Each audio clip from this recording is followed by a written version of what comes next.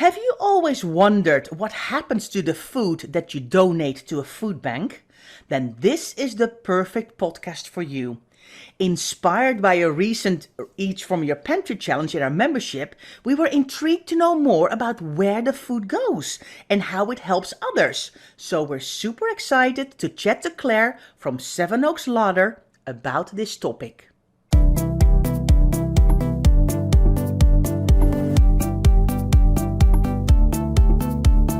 You're listening to the Declutter Hub podcast, bringing you tried and tested, no-nonsense tips and advice from the leading experts in decluttering and organising your home.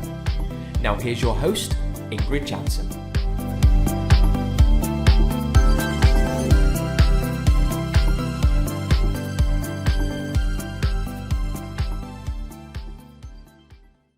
Hello and welcome listeners to this episode. I'm Ingrid. If you're a brand new listener, thanks so much for being here and don't forget to hit that subscribe button so you don't miss our weekly podcast.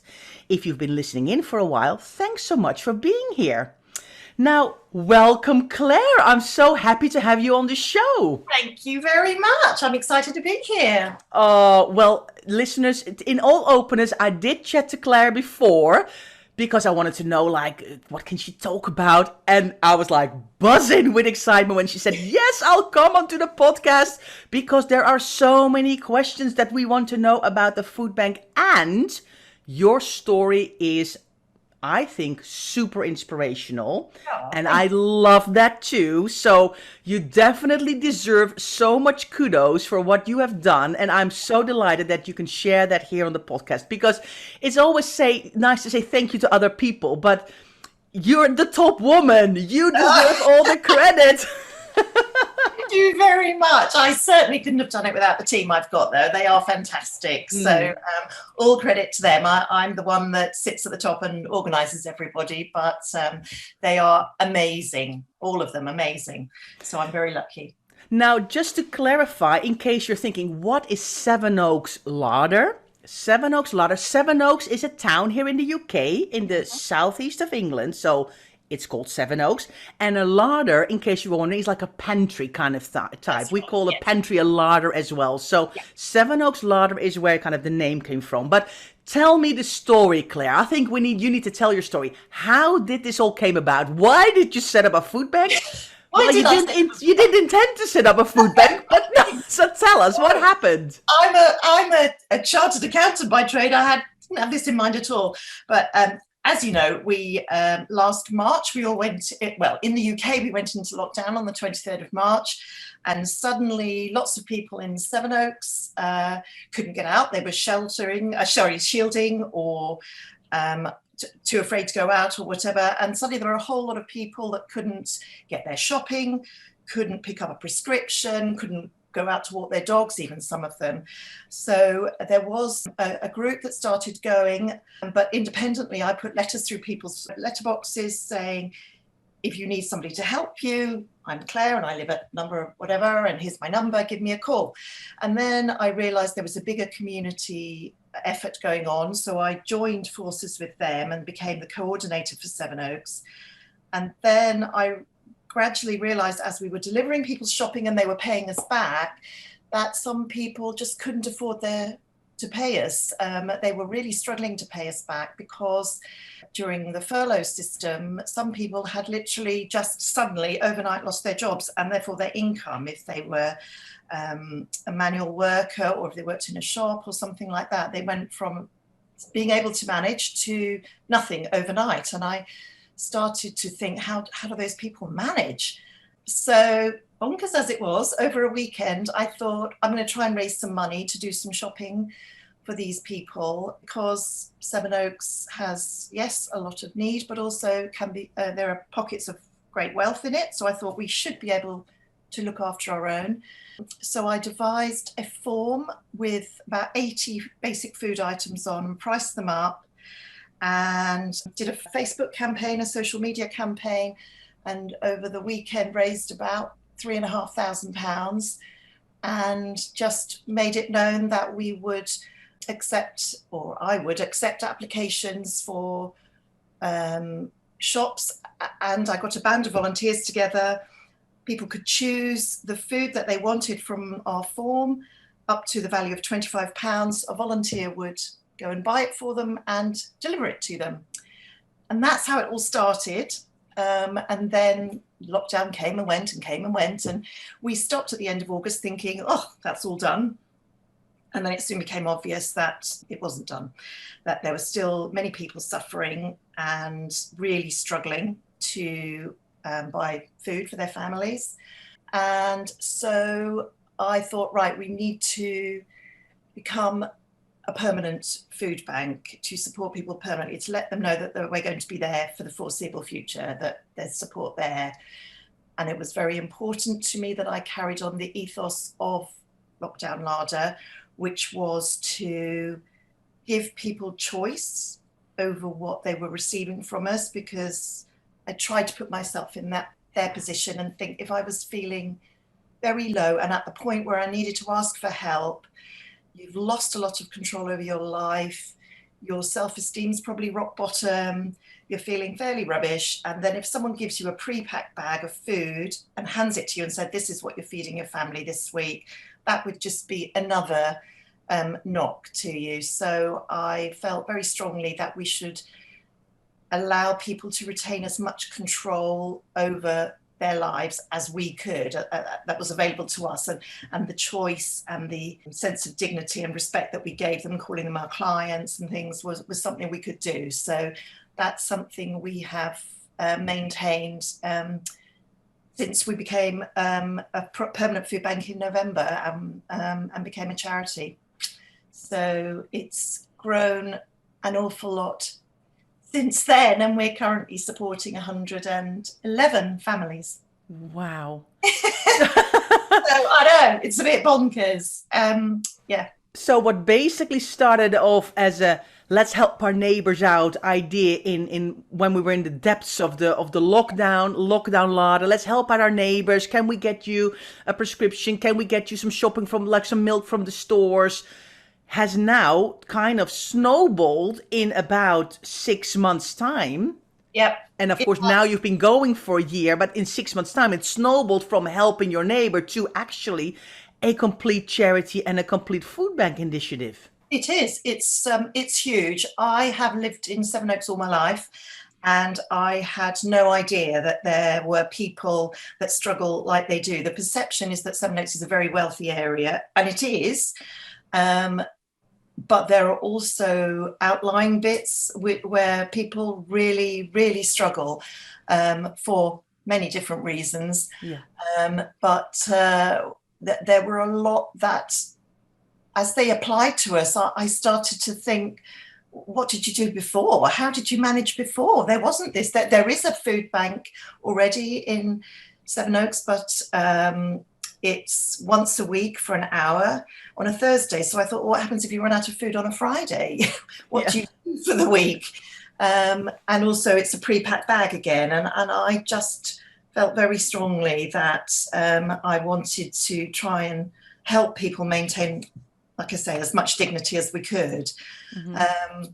So it's, as word has spread, we have had a lot, and actually we're expecting another flurry now. So I expect our numbers to go up in the next month or so, with furlough ending, with the temporary uplift to universal credit ending, things like that.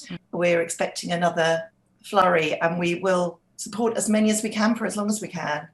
Right. Now, listeners, we do realize, of course, that Sevenoaks Larder is a very local initiative. But we found Claire's story so uplifting, and we want to know so much more about the food bank. But of course, keep in mind, this is her initiative with her rules and her way she set it up, and the things that she asks.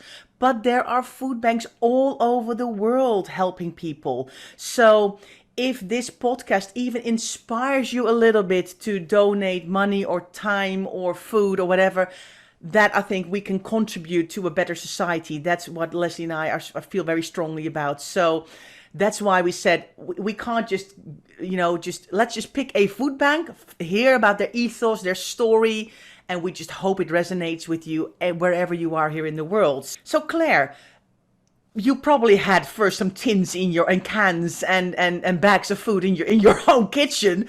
I'm sure with supporting 111 families, you need to have some room somewhere, right? We do, yes. And when we did lockdown larder to start with, we literally went to the supermarket and delivered it straight to the client. So we didn't need premises then. But for now, yes, we do. And we are very lucky that a local church has offered us a room, which we have already grown out of. So they've had to give us 2 rooms. But that's where we keep all our stock and where the packing takes place, because we run 5 sessions a week and 2 of them are delivery only for people who are disabled or an awful lot of mental health problems with our clients. So some literally can't leave their houses. So that's where the packing takes place 5 times a week, and twice a week, like I say, we run delivery sessions, and that's where the drivers come in and collect all the bags for particular clients. So we need room for that. We need the room for the people. We need fridge space. We need freezer space. And in the future, we're hoping to expand to do things like cookery lessons and advice sessions with debt agencies and mental health agencies and things.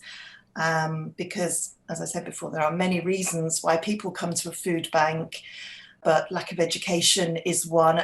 In terms of some of the young mums don't know how to cook. So we hope to be able to do one-to-one cookery lessons with them, just to give them a basic education in things. And that requires room. So yes, it's an ongoing problem to keep enough stock to fulfill the week's orders, but to have enough space to put it. Yeah. That's a juggling act, shall we say. Yeah. And if I understand kind of clearly, so it's kind of, you need to have 3 different things, don't you? You need volunteers to help with the sorting, the packing, the driving, do all that. You need to have money so you can actually maybe buy petrol for your volunteers to actually drive to the clients, or I don't know. But let's talk about it some more. So how do you raise the funds and how do you do that? And of course, then there's the families who need help that need to. So it's 3 gigantic streams that all kind of come together, isn't it? Yes, it is. It's huge. I am, as I say, very lucky. When we did Lockdown Larder, we had a large number of volunteers across Sevenoaks, and all of the people that helped me do the admin for lockdown came over to Sevenoaks Larder. So we now have 12 trustees, and they have each taken responsibility for a separate area, and they organise their own volunteers within that area. Obviously, I oversee the whole thing, but one of the teams, which is amazing, is a fundraising team, and they literally scour the internet for fundraising opportunities, for grants that are available. Obviously, with the pandemic and with people in the UK will know the Marcus Rashford publicity about food banks. There are many charities that are offering specifically to food banks, and we want to take advantage of that and get as much money in the bank as we can, because for us, although it sounds mercenary, money is probably the best. I mean, it's totally wonderful if people want to give us food.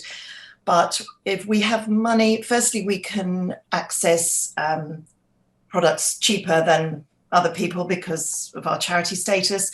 But also we can control what stock we have.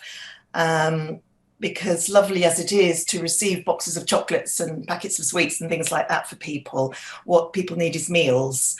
And we try to focus on being able to provide a meal for people, and the money also enables us to buy. We spend about £1,000 a week at the moment buying fresh protein and fruit and veg for every client, and they're allowed a certain amount according to the size of their family. So we are very lucky in that the supermarkets have collection bins for us, and we also collect the excess stock from them several times a week from all of the major supermarkets in Sevenoaks now. But again, that tends to be what they want to give us. And we have decided on our core products that people will eat and that are nutritious. We try to focus very much on a good breakfast for the children. So healthy cereals and things. I'm pretty stringent as to what I allow on the list. We don't have chocolate cereals. We don't have fizzy drinks or biscuits or anything. They're all great if you want them, but if you're hungry, you don't need them. You need good, nutritious food. And I want children in particular to go off to school with a good breakfast inside them. So, we do bread, butter, yogurt, fruit, and eggs, cheese, things like that, and cereals. So, we need people to volunteer, and we're very lucky that we have a lot of volunteers at the moment, but they're constantly having to go back to work or whatever. So the money helps us to buy all the fresh stuff and to stock up on the dry products. And the donations, the people who ask us what we want are fabulous, because then we can say, oh, thank you so much, we're low on whatever this week, and make sure that their generosity, we're getting the right things for it, because there are some things we can't accept. We're not allowed to accept baby milk, we're not allowed to distribute baby milk.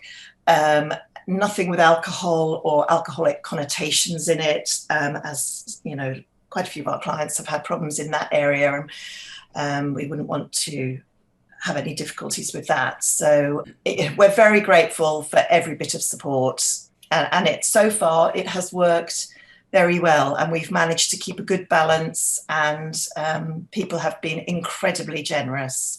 So we're very, very lucky. Yeah.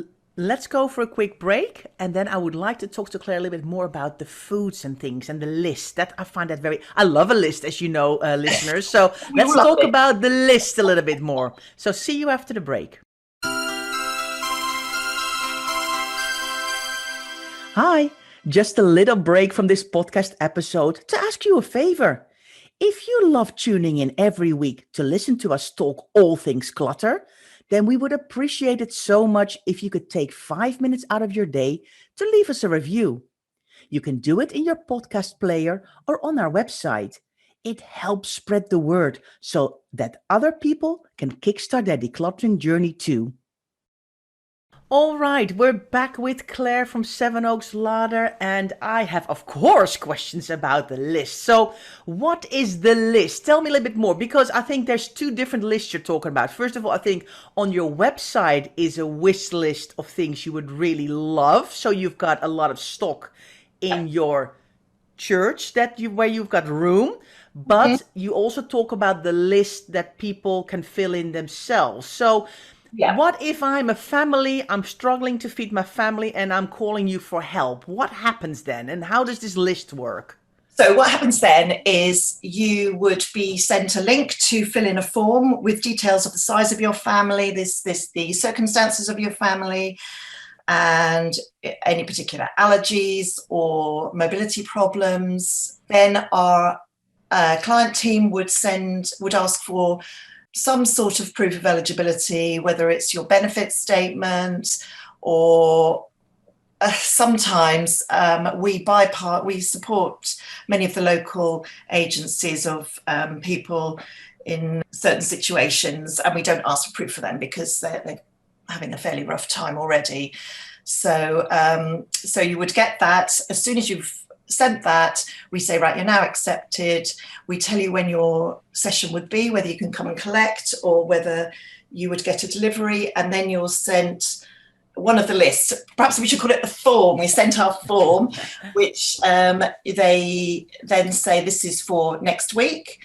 If you're a family of 1 to 2, you are allowed to choose, say, 4 protein items. If you're a bigger family, 6 or 8 or whatever, you tick what you'd like on the form, submit the form.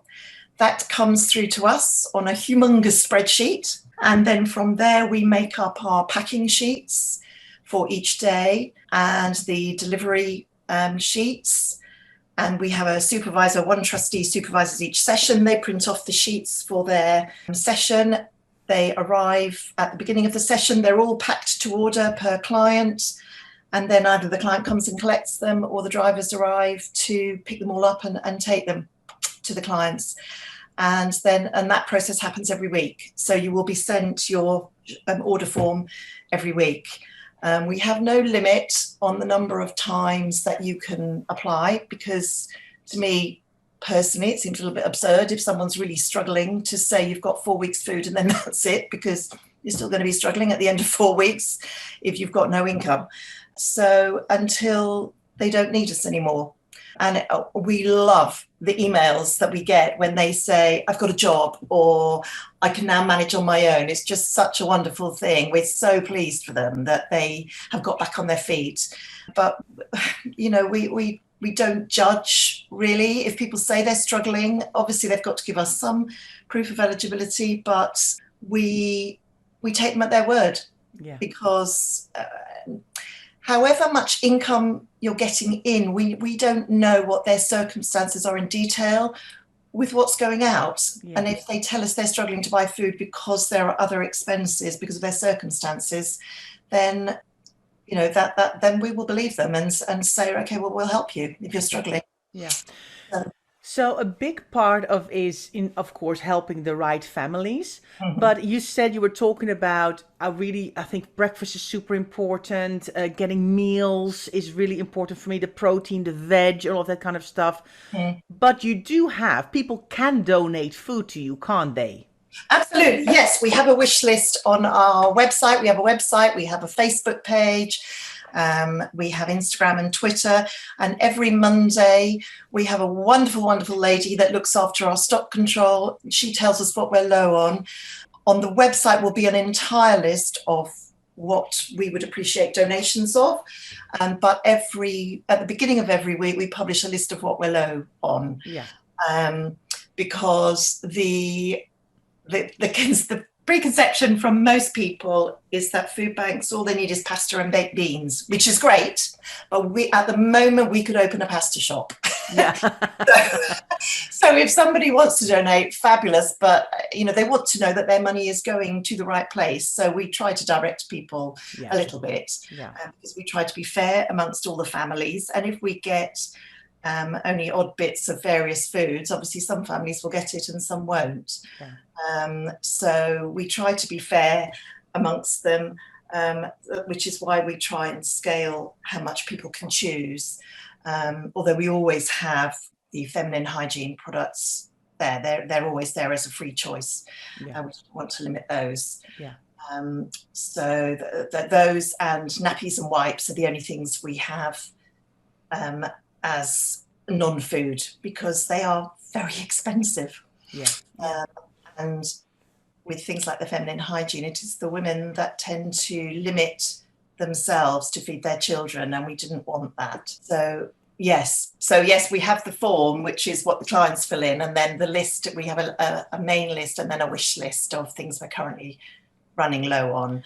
And you also have the donation bins in the supermarkets that the supermarkets donate stuff, but also people who've been shopping and can put their item that they want to donate in the bins, and they all get collected by volunteers as well and brought to your Yes, they all get donated. We have, I think, 4 donation bins now. Donation bins at the back of the stores get the donations from the customers. We do find sometimes if there's a tied up plastic bag in there, we know that somebody has come in and just put their things in there. We do have one thing in the premises called a shelf of shame, because some people do just clear out their cupboards, and if it's out of date, you know, if it's not good enough for you to eat, it's not good enough for our clients to eat, because they can't eat out of date food either. I think our best one so far is 2007, so 14 years old. But, so those go out. But so people put them in the donation bins. What we collect from the supermarkets is their excess food from the day before, because the law in this country, we have 2 dates on food. One is best before and one is used by. Best before is just a guidance as to when the product will be at its best quality for freshness. Used by is a legal date beyond which supermarkets can't sell and we can't distribute the food. It shouldn't be distributed after that. So if it's between the 2 dates, then the supermarket sometimes will give it to us they actually, supermarkets, I don't know if people know, get penalised for wasting food. So it is in their interest to find a source for it. So Okay. so it obviously works for us and it works for them as well, because they have an end source for their food that they haven't sold. So they're pleased to give it to us, which is great. Yeah. So, and of course, I want to talk about that decluttering a little bit more because that's what I'm all about. So, if people are doing a clear out of their pantry and they find a load of cans and stuff and things, and if it's out of date, please do not put it in a donation. Don't bring it to a food bank. If it's out of date, it's out of date. That's If right. you still want to eat it yourself when it's out of date, by all means, go ahead. We don't advise that, but use your common sense. But if it's out of date, please donate it. But if you are clearing out, for example, somebody's home because somebody has passed away and you're having to clear out their kitchen, if you find a pantry full of stuff that is still in date, but that it's going to be far too much for you to all take into your own house and eat all that, and if it's in date, find your local food bank, find your local donation station, because it doesn't have to be thrown away when it's in date, and somebody else who's really struggling can really, really use that food to have a nice meal on the table, isn't it? Absolutely. And quite often, if it's an elderly person who's passed away, that because of the ease of things, quite often they have ready meals that can be put in a microwave or something because their relatives have bought them something easy rather than cooking. And there's a whole breadth of type of client that we have, but some of them, if they're in a halfway house or a refuge of some kind, have very limited cooking facilities. Yeah. And very often a microwave is all they've got. So whereas, you might look at it and think, oh dear, nobody wants a microwave meal. Actually, that's all we can give some of our clients because they can't cook anything else. So things like that, again, if they're in date, is wonderful. And yes, that's absolutely true. If you wouldn't eat it, these are still people, our clients, they've just fallen on hard times.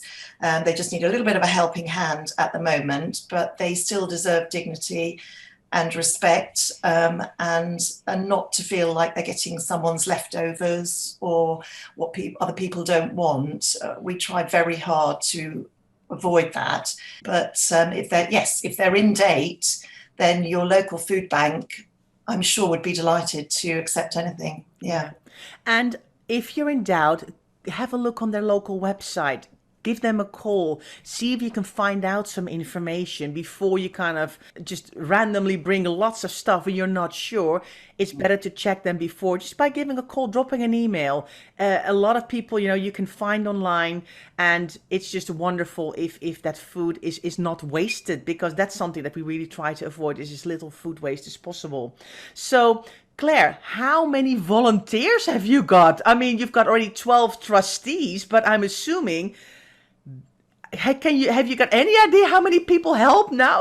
Well, at the moment, we have had, in terms of, I'll give you a completely up-to-date one, we are on volunteer number 208.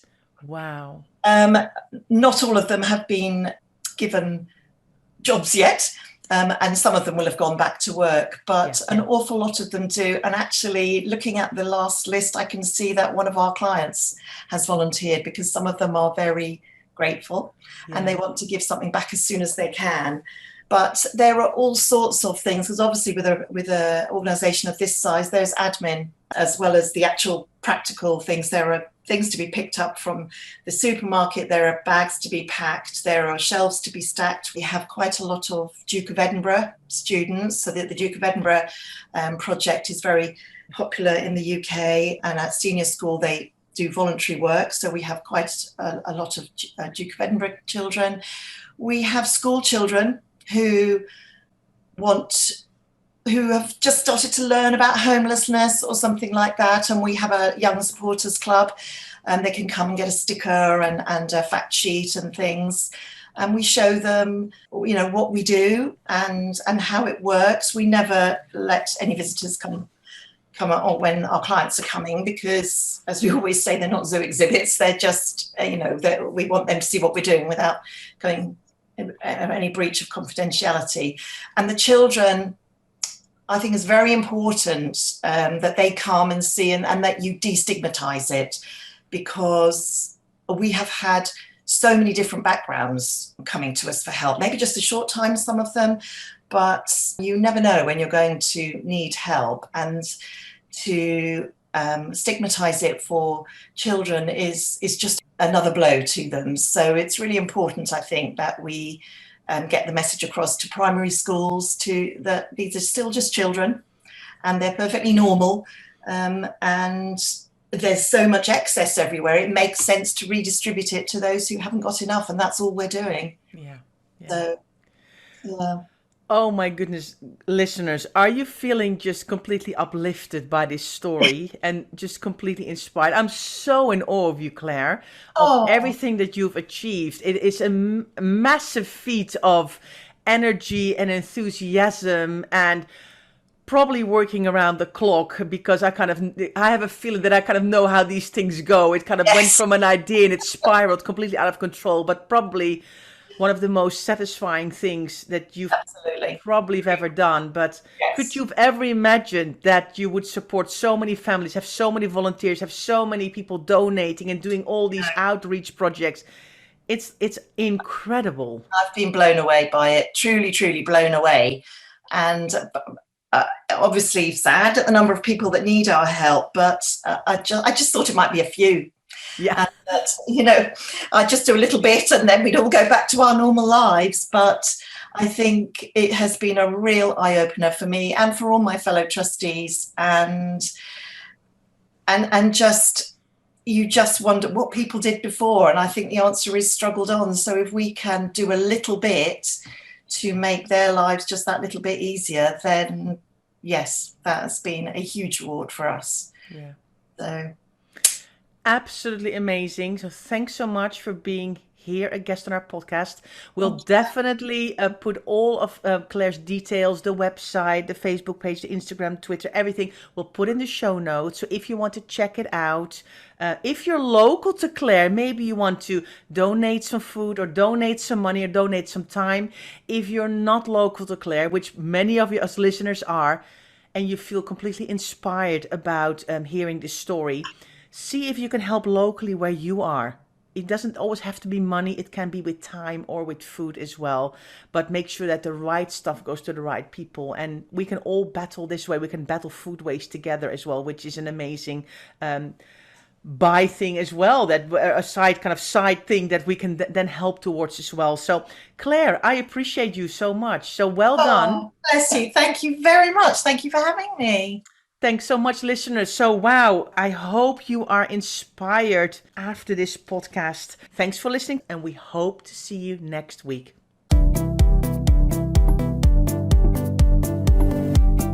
Thanks so much for listening to the Declutter Hub podcast. Don't forget to subscribe to us in your podcast player so you don't miss an episode, and we'll see you next week.